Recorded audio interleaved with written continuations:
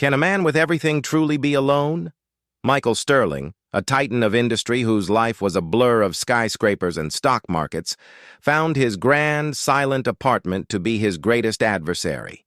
He had come home, as he often did, with the bitter taste of a lonely victory on his lips and the numbing warmth of scotch in his veins.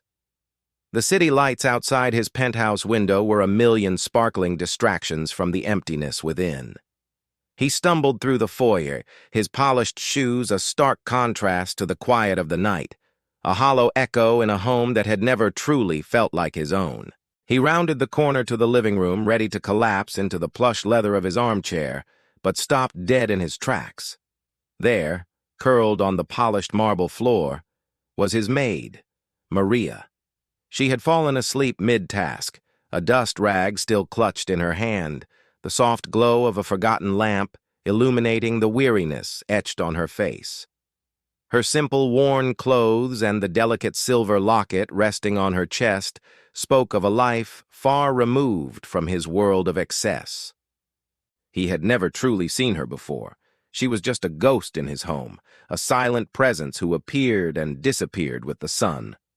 A wave of something he hadn't felt in years washed over him. Not anger, not impatience, but a profound and aching pity. He had dismissed his chauffeurs, his security, and his personal assistants for the night, wanting only to be alone. But in this quiet moment, with the gentle rise and fall of Maria's chest, he was confronted with a different kind of solitude, one he had imposed upon others as well as himself. He stood there, a drunk and powerful man, gazing at a sleeping woman who represented a world he had long since forgotten. What was he to do with this unexpected, vulnerable tableau? Michael's mind, clouded by alcohol, tried to process the scene before him. He could simply ignore her, leave her to wake up on the cold floor and face the shame of her exhaustion. He could fire her, an impulsive act that would solve the discomfort of the moment. But something, a flicker of a long-dormant memory, held him in place. He saw not a maid, but a person, a woman who was clearly struggling, whose physical exhaustion had overcome her. He thought of his own late nights, of the crushing weight of his responsibilities, and for the first time, he felt a spark of connection with another human being in his isolated fortress. He took a step, then another, his footsteps impossibly loud in the still apartment. He knelt down, his expensive suit jacket bunched awkwardly around him, and gently reached for the dust rag in her hand. Maria stirred, her eyes fluttering open, wide with alarm. The moment she saw him, her face crumpled in a mixture of fear and mortification. She scrambled to her feet, stumbling, her apologies pouring out in a panicked whisper. "I'm so sorry, Mr. Sterling. I don't know what happened. I'll finish right away." Michael, sobered by her genuine terror, raised a hand to stop her. "Maria," he said, his voice softer than he'd intended. "It's all right. You're exhausted."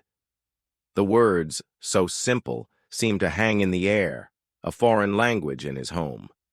Maria, unused to such kindness, just stared at him, her chest heaving with silent sobs. What was this man, a symbol of cold, detached wealth, truly going to do? Michael stood up, still feeling the pull of the scotch, but now a different kind of clarity had settled over him. He walked past Maria, who remained frozen in place, and disappeared into the kitchen. The sound of clinking glass and running water filled the silence. Maria's mind raced, her heart pounding against her ribs. Was he getting a glass of water for her, or for himself? Was this a prelude to an angry outburst, a verbal lashing she knew she deserved? The shame was a physical weight pressing down on her. He returned with a warm mug in his hand. "Here," he said, his voice gruff but gentle. "It's hot tea. You need to rest." Maria took the mug, her fingers trembling as they wrapped around the warmth.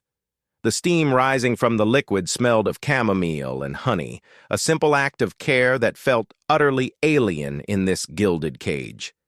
He gestured to the plush sofa. "Sit down. Now." Maria, still in shock, sank into the cushions, the luxurious fabric a stark contrast to her worn uniform. Michael sat in his armchair, a safe distance away, and simply watched her. The silence was no longer empty. It was filled with the unspoken questions and the quiet, revolutionary act of a man extending a small kindness. What would happen when the morning came, and the man who was used to dismissing people as if they were nothing more than a number on a ledger had to confront the human connection he had just made? The morning light, bright and unforgiving, found Michael sitting in the same armchair, the scent of stale scotch replaced by the faint aroma of chamomile. Maria, now fully awake and alert, stood awkwardly, her hands clasped together. "My Mr. Sterling," she began, her voice barely a whisper. I don't know what to say. I'm so sorry. Michael waved a hand, cutting her off. "Don't. Just sit." He motioned to the sofa. Maria, still hesitant, obeyed. "Tell me," he said, his gaze direct and piercing. "Why were you sleeping on the floor? You have a full shift, don't you?" Maria's eyes filled with tears, and she confessed, the words tumbling out in a torrent of shame and pain. Her small, sickly daughter, a secret she had guarded fiercely, had needed round-the-clock care. The medical bills were mounting, and Maria, too proud and too desperate to ask for help, had been taking on extra night jobs, cleaning offices after her long days with Michael. She had simply run out of steam. The story hit Michael with the force of a physical blow. He, a man who could buy and sell companies on a whim, had been living in a vacuum of self-pity while a person in his own home was suffering in silence. He felt a deep, profound sense of guilt, a feeling he hadn't known since his days as a struggling young man. The loneliness he had felt was a choice. Maria's was an act of brutal circumstance. What would he do now, faced with this devastating truth, and the quiet desperation of the woman who had become more than just a ghost in his home? Michael, a man known for his quick decisions and ruthless business tactics, made a choice that morning that was not based on profit, but on something far more valuable. He stood up and went to his desk, returning with a checkbook. He began to write, his pen moving swiftly across the paper. "What are you doing, Mr. Sterling?" Maria asked, her voice filled with a tremor of fear and confusion. Was he paying her to keep silent? Was this a final, cold transaction? He ripped the check from the book and handed it to her. "This will cover your daughter's medical bills and more," he said, his voice firm. Maria stared at the check, her eyes wide with disbelief, the zeros a blur. "And this," he continued, holding out a business card, "is my lawyer's number. Have her call him. We will set up a trust for your daughter's future education and care." Maria looked from the check to Michael, her mind reeling. He had done the unthinkable. He had not just offered help, but a solution, a way out of her pain. I can't accept this," she stammered, tears streaming down her face. "I will work for you for the rest of my life to pay you back." Michael shook his head, a rare, genuine smile gracing his lips. "You already have," he said quietly. "You reminded me of something I had forgotten." He had given her money, but she had given him back his humanity. What new chapter would begin for a powerful man who had rediscovered his compassion and for a woman who had found an unlikely savior in the most unexpected of places? The days that followed were a surreal blur for both of them. Maria's daughter, now receiving the best medical care, began to show signs of improvement. Maria, her shoulders no longer burdened by the weight of her secret, moved through the apartment with a newfound lightness. Michael, meanwhile, found himself looking forward to coming home. The silent, grand apartment now had a pulse, a quiet warmth he had never known. He found himself leaving notes for her, asking about her daughter, and even, to his own surprise, sharing small details about his day. One evening, he came home to find a small, beautifully wrapped package on his desk. It was a simple gift, a hand-knitted scarf, the wool a soft, calming blue. A small note was attached. "Thank you for the light," it read. He held the scarf, its simple warmth a stark contrast to the cold, calculating world he inhabited. The gift, so small, so personal, was a testament to the bridge they had built over the chasm of their different lives. He had given her a future, and she had given him a heart. But as he sat there contemplating this unexpected turn of events, a different kind of fear crept into his mind. He had lived his life with his guard up, a fortress of steel around his emotions. He had let someone in, and the vulnerability was terrifying. Was he prepared for the true emotional roller coaster that came with human connection, or was he on the verge of losing himself in this newfound kindness? The unexpected friendship between the wealthy tycoon and his maid became the talk of the staff, a hushed rumor that spread like wildfire.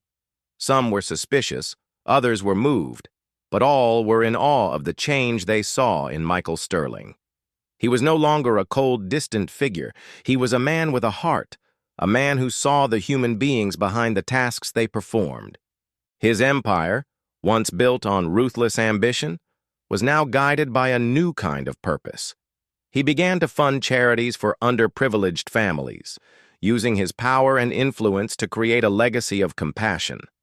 One day, Maria's daughter, now healthy and bright, came to the apartment with her mother to thank him. The little girl, her eyes wide with innocent wonder, looked at him and said, "Mama says you're an angel." The words, so simple, so genuine, broke through the last of his carefully constructed walls. He knelt down, and for the first time in years felt a tear trace a path down his cheek. He had started with an act of drunken kindness, and it had led to a world of unexpected love and purpose. The journey had been a roller coaster of emotions, a story of an unthinkable act of generosity that had changed not just one life, but two.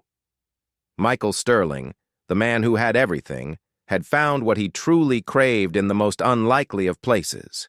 The chapter of his life as a lonely, heartless millionaire had ended, and a new one was beginning, filled with the warmth of a genuine connection. But what would the next chapter hold for a man who had rediscovered his soul, and for the woman who had shown him the way?